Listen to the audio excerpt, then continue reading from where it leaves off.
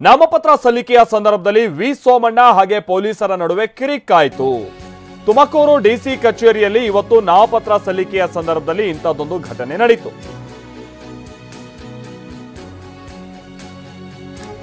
Already Somanna ಅವರು ಸಾಂಕೇತಿಕವಾಗಿ ನಾಮಪತ್ರವನ್ನ ಸಲ್ಲಿಕೆ ಮಾಡಿದ್ರು. ಆದ್ರೆ ಇವತ್ತು ಅಧಿಕೃತವಾಗಿ ನಾಮಪತ್ರವನ್ನ ಸಲ್ಲಿಕೆ ಮಾಡಿದಂತ ಸಂದರ್ಭ, ತಮ್ಮ ಉಮೇದುವಾರಿಕೆಯನ್ನ ಸಲ್ಲಿಸಿದಂತ ಸಂದರ್ಭ. ಈ ಟೈಮ್ನಲ್ಲಿ ತುಮಕೂರು ಡಿವೈಎಸ್ಪಿ ಚಂದ್ರಶೇಖರ್ ಹಾಗೆ ಸೋಮಣ್ಣ ಅವರ ನಡುವೆ ಕಿರಿಕಾಯ್ತು. ನಾಮಪತ್ರ ಸಲ್ಲಿಸೋದಕ್ಕೆ ಡಿಸಿ ಕಚೇರಿಯ ಒಳಗಡೆ ಬಿಡುವಂತ ವಿಚಾರದಲ್ಲಿ ಏನ್ ತಮಾಷೆ ಮಾಡ್ತಿದ್ದೀರಾ ಅಂತ ಪೊಲೀಸರಿಗೆ ಸೋಮಣ್ಣ ಅವರು ಪ್ರಶ್ನೆ ಮಾಡ್ತಾರೆ. ತಮಾಷೆ ಏನಿಲ್ಲ, 5 ಮಂದಿಗೆ ಮಾತ್ರ ಅವಕಾಶ ಅಷ್ಟೇ ಅಂತ ಪೊಲೀಸರು ಹೇಳ್ತಾರೆ. ನಾಮಪತ್ರ ಸಲ್ಲಿಸುವ ಸಂದರ್ಭದಲ್ಲಿ ಅಭ್ಯರ್ಥಿ ಸೇರಿ 5 ಮಾತ್ರ ಅವಕಾಶ.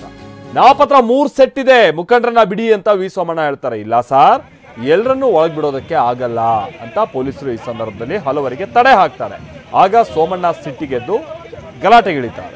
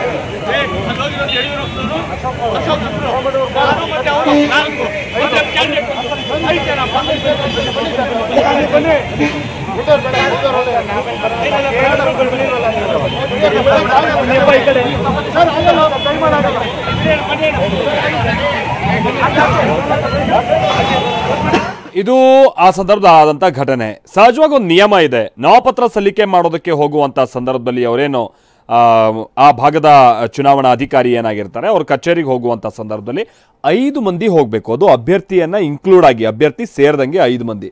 ಸೋಮಣ್ಣ ಅವ್ರು ನೋಡಿದ್ರೆ ಇವತ್ತು ಬಹಳ ಮಂದಿನ ಕರ್ಕೊಂಡು ಹೋಗಿ ಪ್ರಯತ್ನ ಪಟ್ಟರು ಅಂತ ಕಾಣಿಸುತ್ತೆ. ಈ ಸಂದರ್ಭದಲ್ಲಿ ಪೊಲೀಸರು ತಡೆ ಹಾಕಿದ್ದಾರೆ. ಏನ್ ತಮಾಷೆ ಮಾಡ್ತಿದ್ದೀರಾ ಅಂತ ಅವ್ರ ಜೊತೆ ಗಲಾಟಿಗೆ ಬೇರೆ ಇಳಿದ್ರು. ನಾವು ಪ್ರತಿನಿಧಿ ಮಹೇಶ್ ಇದಕ್ಕೆ ಸಂಬಂಧಪಟ್ಟಂಗೆ ಮತ್ತಷ್ಟು ಡೀಟೇಲ್ಸ್ ಅನ್ನ ಕೊಡ್ತಾರೆ. ಮಹೇಶ್, ಈಗ ಸಾಮಾನ್ಯವಾದಂತ ನಿಯಮ ಇದು, 5 ಮಂದಿ ಒಳಗೆ ಹೋಗ್ಬೇಕು ಅಂತ. ಪಾಪ ಪೊಲೀಸರು ಕೂಡ ಅದನ್ನ ಪಾಲಿಸಬೇಕಾದಂತ ಅನಿವಾರ್ಯತೆಯಲ್ಲಿ ಇರ್ತಾರೆ.